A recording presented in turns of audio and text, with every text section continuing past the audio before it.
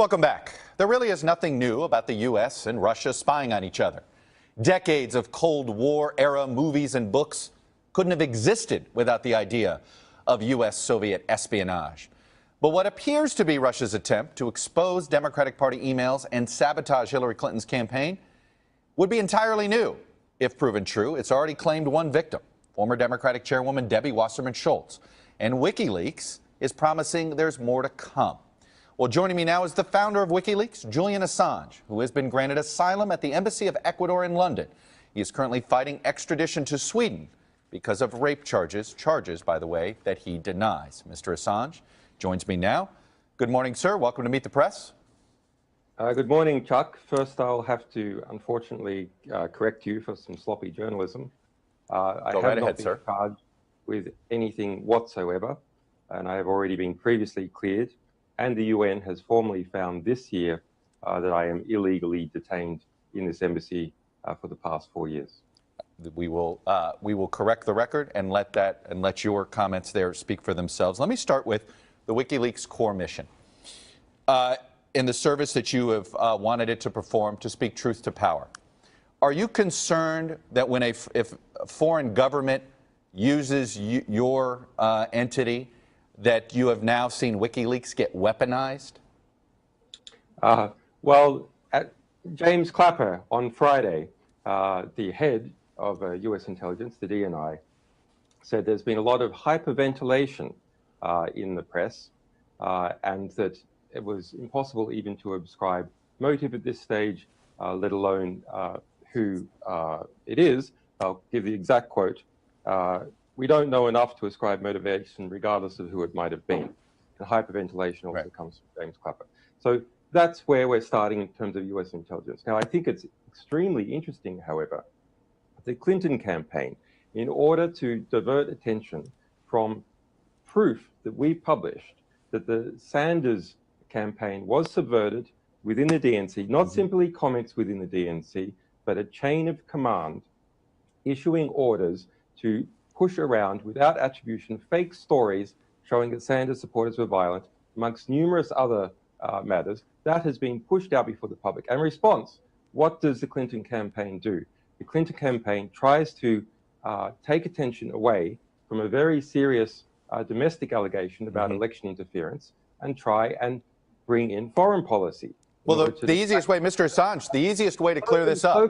So concerning. Right. So concerning is that even to the head of the DNI, the Clinton campaign is pulling the government, pulling the state of politics along with it to create an international conflict.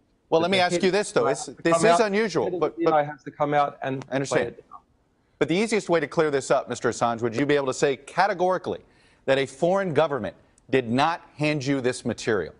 The issue at hand here is the idea that a foreign government is using you as a go-between, is using WikiLeaks. This is no longer about accountability on public figures. This is one foreign government going after another foreign government, using you as the intermediary. That seems to be a different deal than, for instance, a whistleblower handing material over to expose government authoritarianism or something like that. What I can say categorically is that we have published proof that the election campaign of Bernie Sanders was sabotaged in a corrupt manner by Debbie Wasserman Schultz and others within the DNC. We can say that categorically we have published proof. Now, as to anything else, we can only speculate. I do think it's an interesting question, of course, as to who our sources are, but as a source protection organization that many sources from across the world of many different types rely on to protect their identities and their right to communicate the truth to the public. And that's what we're talking about here, communicating the truth. I totally understand that, but I got to ask you, though, when a foreign government gets involved, there is a difference there. When a foreign government gets involved, you just said yourself, well, that's an interesting question. Transparency on WikiLeaks, why not be fully transparent and say, look, here's the material. Where it comes from doesn't change the facts in the material. But it is helpful to know that if a foreign government is involved, isn't that crucial information to civilians? I think that is an interesting question. The difficulty that WikiLeaks has, of course, is that we can't, go around speculating on who our sources are. That would be irresponsible. Well, no, you can't speculate. You know the answer. Well, Mr. Assange, you say you can't go around speculating. Do you not know the answer? We don't give any material away as to who our sources are. It's it's a security matter for us as to who our sources are. We have a perfect track record over 10 years. Okay, but let me ask you this.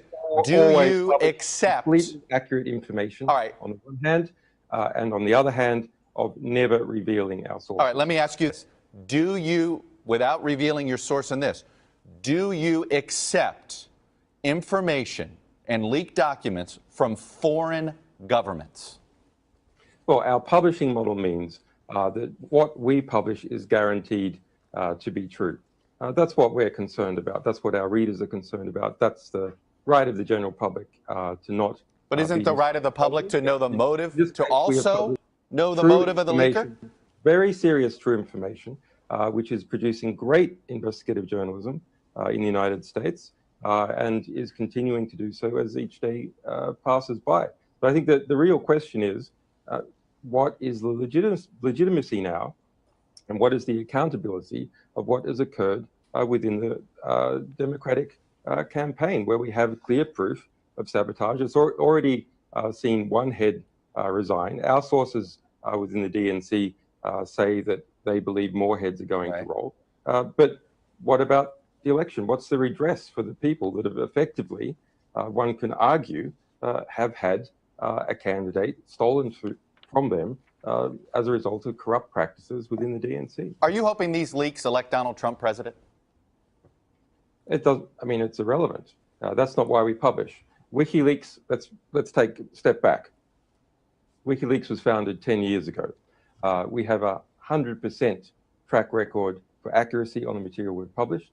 We have published 11 million publications, including 650,000 that are about Russia, mostly critical, more than 2 million about the government of Syria, including Bashar al-Assad's personal emails. We don't have any concern as to whether Hillary is elected or Trump is elected. We're concerned that the material we publish is always accurate on the one hand, and that our sources are protected on the other. And you are not troubled by the idea that a foreign government is handing you this information. Does that not trouble you at all if a foreign government is trying to meddle in the affairs of another foreign government? Well, it's an interesting speculative question that's for the press and others to perhaps. But does that not, that doesn't bother you? That is not part of the WikiLeaks well, credo. It's a meta story. If you're asking, would we accept information from U.S. intelligence that we had verified to be completely accurate, and would we publish that? And would we protect our sources in U.S. intelligence? The answer is yes, of course we. You used to have a TV show on a media company called Russia Today, RT. It is a company that is run by the Russian government. They still promote your television show. I know you haven't done an episode in 4 years. Do you have any other financial arrangement with the Russian government beyond RT? Well, okay. No, there's no financial arrangement. There's no one in this organization that is Russian or can even speak Russian. The TV show you're talking about, The World Tomorrow, worldtomorrow.wikileaks.org, is a wholly independently produced TV show here in London with Dartmouth Films, a well-regarded London production company. We sold licenses to 12 broadcasters and newspapers around the world, including Russia Today. And that's the extent of the cooperation. They bought a license and they aggressively promoted it. And people in the Hillary Clinton camp have tried to seize on that one broadcaster bought a license from us in 2012 to suggest that there's some kind of connection, and that is false. Are you are you timing your leaks? I know you have another, there's a lot of speculation that you have more information from what was taken from the DNC. Are you timing your leaks for maximum impact on the Clinton campaign? We're timing our leaks to make sure that A, that they're verified, that we keep a 100% track record, B, that they're formatted, indexed, in a position where investigative journalists can use them, that the public can use them, where lawyers can use them as pristine documents, where prosecutors can use them. We have a great track record of contributing to hundreds of legal cases and prosecutions, let alone what happens in terms of political accountability. That's how we choose our timing.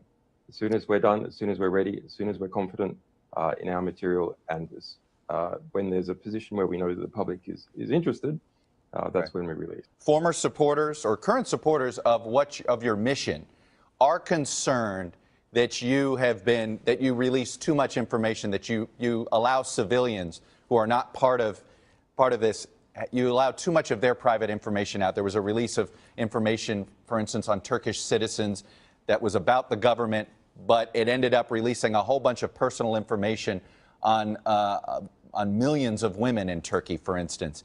Are you going to reconsider your protocols and redact information that would just harm civilians unfairly? I'm glad you brought up that Turkish case, because it is simply false. We did not publish any such information at any time in any manner whatsoever. It's simply a false story. It has been promoted by the Clinton campaign in order to distract from the revelation of corruption within the DNC. Okay. Mr. Assange, I'm going to leave it there. I appreciate your time and you coming on Meet the Press this morning. Thank you, Chuck. You got it.